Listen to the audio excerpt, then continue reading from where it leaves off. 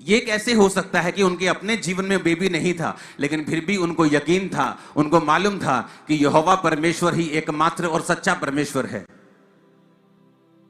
अब आगे बढ़ते हैं। बाइबल कहती वो जवान होता है, जब जवान होता है तो प्रचार करता है, जब प्रचार करता है परमेश्वर के बारे में बताता है, सब इजरायलियों को पानी का बपतिस्मा देता है, उसे यीशु मसीह के बारे में बताता है और उस यीशु मसीह के बारे में प्रचार करता है। क्या प्रचार करता है यीशु के बारे में? वो कहता है कि यूहन्ना 1 उसकी 29 आयत को हम पढ़ेंगे। उसमें लिखा, दूसरे दिन यीशु को उसने अपनी ओर आते देखकर कहा, देखो ये परमेश्वर का मेमना है जो जगत का पाप उठा ले जाता है। ये वही है जिसके विषय मैंने कहा था कि एक पुरुष मेरे पीछे आता है जो मुझसे श्रेष्ठ है, क्योंकि वह मुझसे पहले था।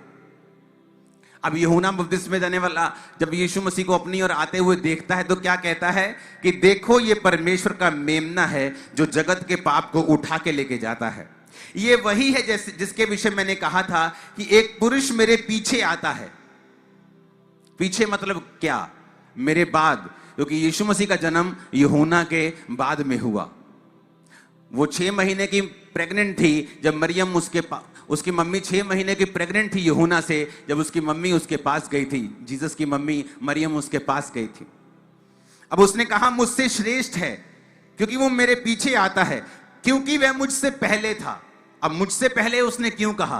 क्योंकि वो परमेश्वर उससे वाकई पहले था, सिर्फ उसने धरती पर देहधारी होकर वो आया था, लेकिन था वो उससे पहले।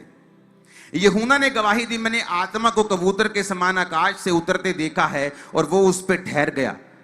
मैं उसको पहले पहचानता नहीं था, परंतु जिसने मुझे जल से बपतिस्मा देने को भेजा उसी ने मुझसे कहा, जिस पर तू आत्मा को उतरते और ठहरते देखे वही पवित्र आत्मा से बपतिस्मा देने वाला है।